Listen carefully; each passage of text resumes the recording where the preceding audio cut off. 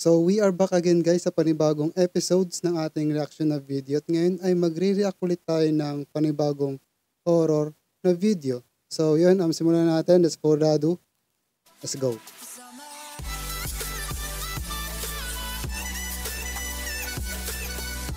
Ang mga video inyong matutunghayan ay para lamang sa mga taong matatagang loob dahil maaari itong magdulot ng disturbance sa inyong mahimbing na pagtulog. Kakaiba yung pakiramdam dito guys, kinikilabutan ako. Wow. Saan yan? Ano? Sa school? Ay, dami kama dun. Tapos open Ay, hindi. dito. Saan yan? Sa hotel? Daming siyara. Top 5 Ghosts Caught on Day. CCTV Anomaly. Ang mga CCTV ay kadalasang ginagamit bilang protection laban sa mga taong may masamang balak at nais pumasok sa inyong tahanan. Pero sa case ng pamangkin ni Reddit user Fast Eddie 50, Hindi isang tao ang kanyang na-capture, kundi isang possible paranormal intruder. sa short clip na ito na ishinare ni Eddie sa Reddit, Makikita ang isang maitim na entity. Pay attention sa glass window. isang humanoid shadow ang makikitang tila tumagos sa bintana. Nagmula ito sa labas and in a split second, nasa kabilang side na ito ng window. Ang dark entity ay may pagka-humanoid in shape, kapansin-pansin din ng paggalaw ng kortina sa loob. Ayon sa ibang nakapanood, ito daw ay isang shadow person. Ang buong pangyayari ay naganap 2 AM ng madaling araw, so nakapagtataka daw na may gising pa ng mga oras na yon. Naka-install din ng camera sa backyard ng bahay. So, kitang-kita na galing umano sa labas ang entity. May mga naniniwala din na tao lang ito at sa loob chinek lamang kung nakalak ang bintana, kaya gumalaw ang kortina. Ano sa palagay nyo? Shadow person ba ito o tao? Or maybe it's a ghost? Itong CCTV footage naman ay nakuha ni Reddit user Genuine Intrigue sa kanyang backyard camera at ishinare online. Ayon sa kanya, madalas daw may movement sa kanyang yard tuwing gabi kaya naman isang beses chinek niya kung ano ang sanhi nito. And sa kanyang surprise, ito ang kanyang nakita.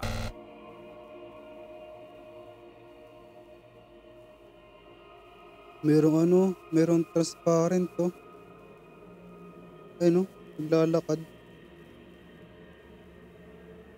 Isang misteryosong apparition ang nakuha ng Reddit user sa kanyang camera. Sa simula, ito ay mistulang fog lamang pero di nagtagal ito ay dahan-dahang naging transparent apparition na. Dahil motion activated ang camera, marami ang nagtataka kung paranormal talaga ang nakuha ni Reddit user. Ang misty figure ay tila nagmanifest sa kalagitnaan ng yard. Ito ay humanoid at parang may gamit-gamit na tungkod habang naglalakad. Hindi malinaw kung ano ang itsura ng entity dahil malabong makita ang mga features nito. Maliban sa postura ng katawan, mukha daw itong old lady ayon sa iba. Dahan-dahan ito naglakad patungo sa bahay hanggang mawala na ito sa view. Walang nakakaalam kung ano ang balak ng entity kahit ang mismong nag-post ng video ay clueless sa kanyang na-capture. Nakakadagdag pa daw sa creepy factor ang pag-ulan. Despite sa dami ng nagsasabi na isa itong ghost sighting, may paliwanag pa rin ang ilang nakapanood. Ayon sa kanila, dahil umano sa ulan nahihirapan mag-focus ang camera, so sa madaling salita, isa lamang itong tao na hindi matutukan ng attention ng camera. Ano sa palagay nyo? Tao nga lang ba talaga ito? O baka naman isa na itong multo? Kung kayo ay may CCTV, make sure to check it dahil baka may na-capture na kayong kakaiba. Spying on you. Ang nakakapanindig balahibong video na ito ay pinost sa YouTube channel na Paranormal Mexicali. In-upload ito noong October 17, 2016 at talaga namang bumagabag ito sa isipan ng mga nakapanood ng video. Sa isang maliit na room, nag-e-enjoy lamang ang isang grupo ng magkakaibigan nang bigla na lang sila nabulabog. Aqui é falta rapidinho. Ano nangyayari? To si Sobaita.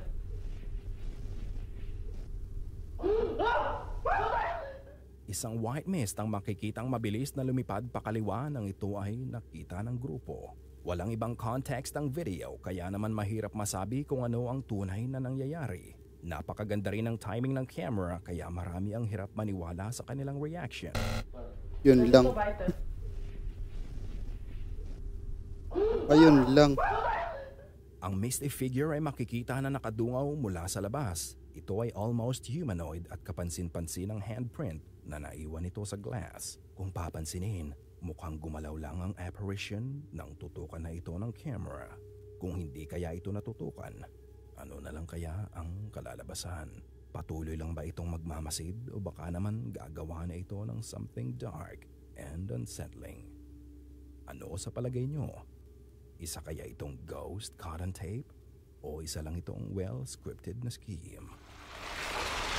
Mirror shot. Ang napaka-intense na exploration na ito ay ginawa ni Dax from Adventure Dax Explore. Sa gabing ito ay in-explore ni Hunter Dax ang isang luma at abandonadong building. Hindi ito ang unang beses na binisita niya ang lugar at sa muli niyang pagbabalik. Mukhang Ang intense creepy, ang pag-welcome sa kanya ng mga entity na naninirahan sa lugar. Iputak ka. Sa simula ng exploration, makikita na mapuno at madamo ang lugar. Muntik pang maligaw ang Ang creepy ng lugar ha. explorer. Yung daanan papunta doon. Ito yun eh. Saan ba yung daan ito? Grabe ang creepy.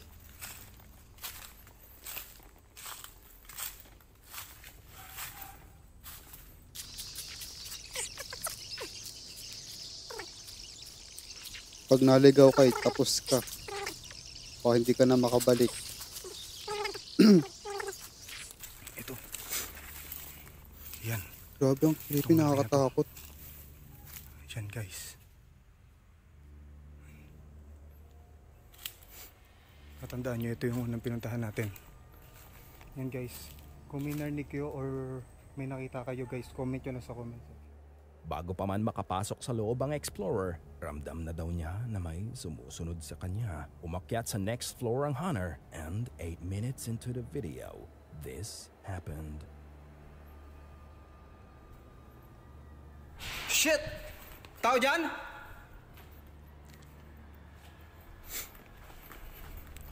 Tao dyan? Grabe. Delikado itong ginagawa niya. Nakarinig ng malakas na kalampag o kalabog si Hunter Dax out of nowhere. Siya Grabe. lamang ang natatanging tao sa Ang building. tatapang. Kaya naman bumilis ang tibok ng kanyang puso dahil sa realisasyon na hindi talaga siya nag-iisa. At sino naman eh. Umakyat muli sa susunod na floor ang Hunter. At Titibok dito talaga na ang siya puso. tuluyang kinilabutan. At sino? Tao dyan? Grabe ang creepy ng loob. Tao dyan?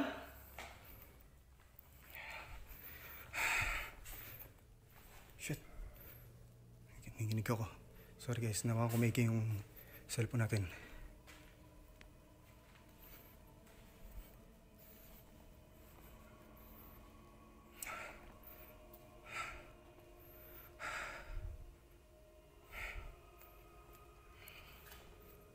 Naramdaman ako.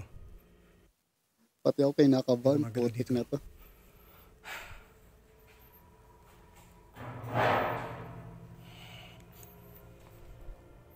Salamin. Ay, putik ka. Nagulat ako. Yan guys. May mga nagpaparamdam na sa atin ngayon. Dito. Kakaiba na yung naramdaman ko guys. Ay, itong tututok ka sa ano. Napansin niyo ba yon? Ay, hindi ko napansin. Nang lapitan ng explorer ang salamin, for a split second may makikitang something na dumungaw sa bintana. Marami sa viewers ni Hunter Dax ang nakapansin dito. Ayon Ay, sa oo. iba, isa daw itong elemento na ayaw maistorbo. Hindi malinaw kung ano ang itsura nito pero mukhang isa itong ulo na sumilip sa bintana. Maaari din na reflection lang ito ng kung anumang bagay. Pero after magpakita, may nangyari ulit na isang disturbance sa may di kalayuan. May mga nagpaparamdam na sa atin ngayon. Dito. Kakaiba na yung naramdaman ko guys.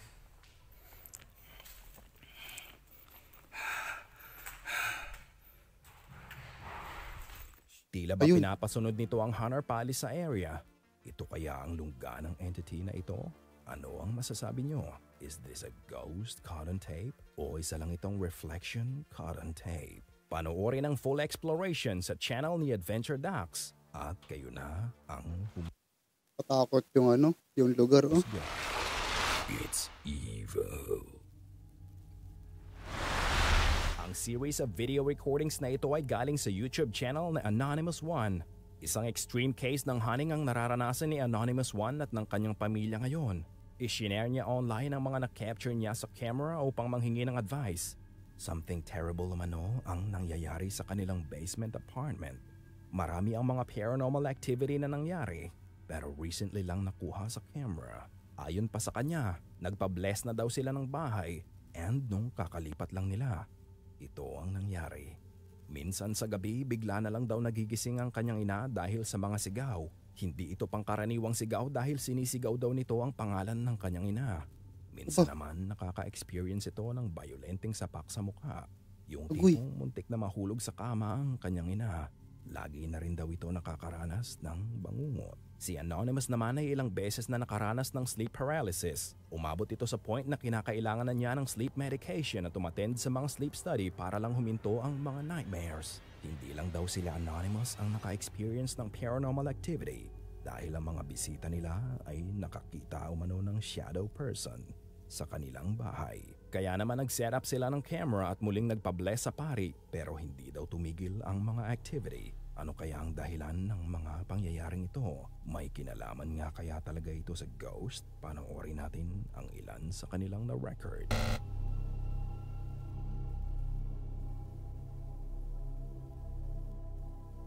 Isang short clip ang isinare ni Anonymous noong September 19, 2020. Ito ay na-record sa isa sa mga room na malakas umano ang paranormal activity. Makikita ang isang orb sa video. Ayon kay Anonymous, tila niyakap daw siya nito. At nang tumagos ito sa katawan niya, nakaramdam siya ng extreme chill out of nowhere. Hindi pangkaraniwan ang behavior ng orb. Ayon sa iba, maaring ito daw ay isang insekto lang pero malaki ang paniniwala ni Anonymous na isa itong orb. Kapansin-pansin din ang trail na naiwan ito habang lumilipad. Ano kayang nais nitong mangyari? Insekto? Merong smoke O gawin Usok. kay Anonymous. In another camera, makikita ang isang nakakapangilabot na Baka pangyayari. nakakitang ayun.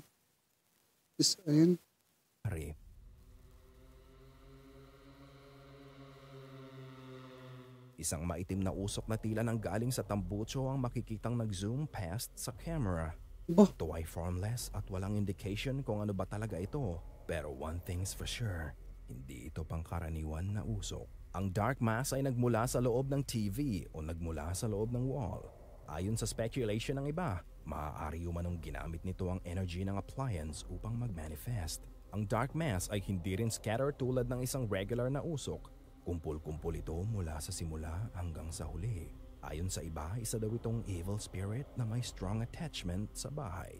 Ano sa tingin niyo mga ka-goosebumps? So far, base sa na-describe ni Anonymous, mukhang nananakit ang entity na nagpaparamdam sa kanila. Ito nga kaya ang entity na yon? Share your thoughts sa case na ito ni Anonymous down below. Surprise quiz muna mga ka-goosebumps. Ano sa tingin niyo ang sumilip sa bintana ng abandonadong mental hospital na ito? Isa ba itong multo? O ito. Pakita ko na. isa lang itong homeless na person?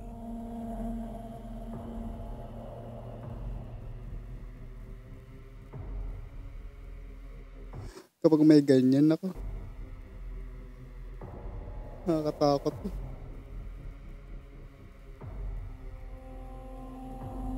May sumilip.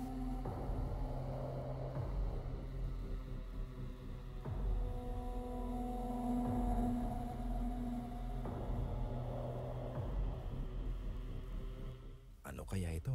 Espiritu ng dating doktor o pasyente ng ospital? O isa lang itong homeless person? Let me know what you think. Akira. Napagkamalan ko pa yung nasa second floor. Di pala yun. Nasa first floor pala. Kung natatandaan nyo na feature na namin ang missing case ni Akira before, ngayon tignan natin ang update na ipinost sa paranormal channel na Fourth Wall. It turns out na may mga videotapes na na-recover ang mga investigators. Videotapes na kinuha mismo ni Akira bago siya naglaho. Makikita ang napaka-weird and at the same time napaka-creepy na video. Naghuhukay si Akira na tila inililibing ang mga manika. Matapos ipakita ng fourth wall ang video, ini-reveal din nila na na-record si Akira sa kanyang bahay habang may daladalang doll na hawig sa mga manikang inililibing niya. Ang footage na ito ay na-record bago pa maglaho si Akira. Makikita na may hawak-hawak na manika si Akira. Mukhang hindi rin tama ang kanyang kaisipan dahil tila wala itong buhay habang naglalakad. Sa Part 4 documentary na ito, muling binalikan ni Investigator S ang bahay ni Akira. Sa simula, nilibot lamang niya ang buong bahay tulad ng ginawa niya dati. Pero sa kalagitnaan ng kanyang pag-e-explore, may na-encounter siyang kakaiba. Putik, nagbulat ako dun sa sound effect visit.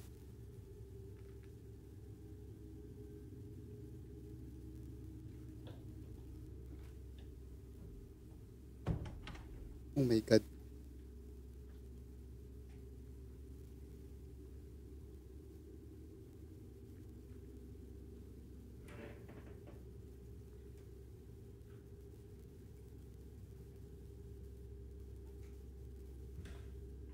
May nakasalubong si S sa ibaba ng hagdan.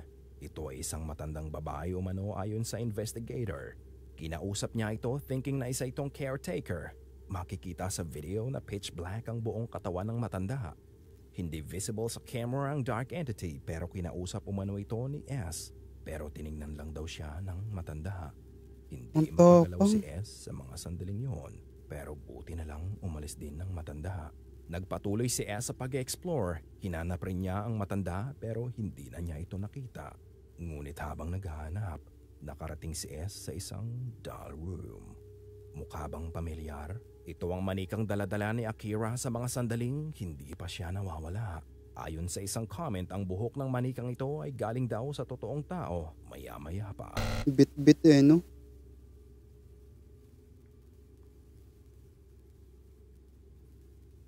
But, ano yun?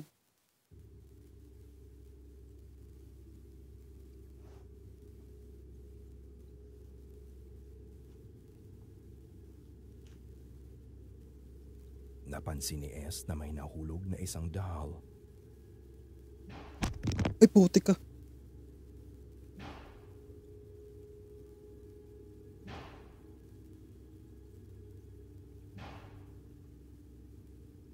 Ala.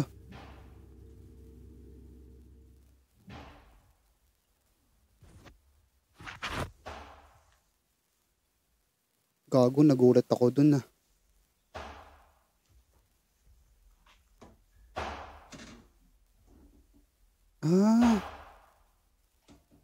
Sa ano, sa pintuan.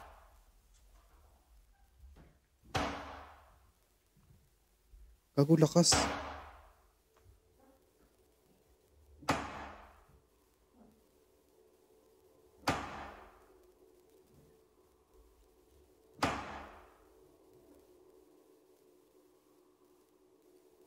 Parang pinopokpok lang ng martilyo eh, yung pintuan.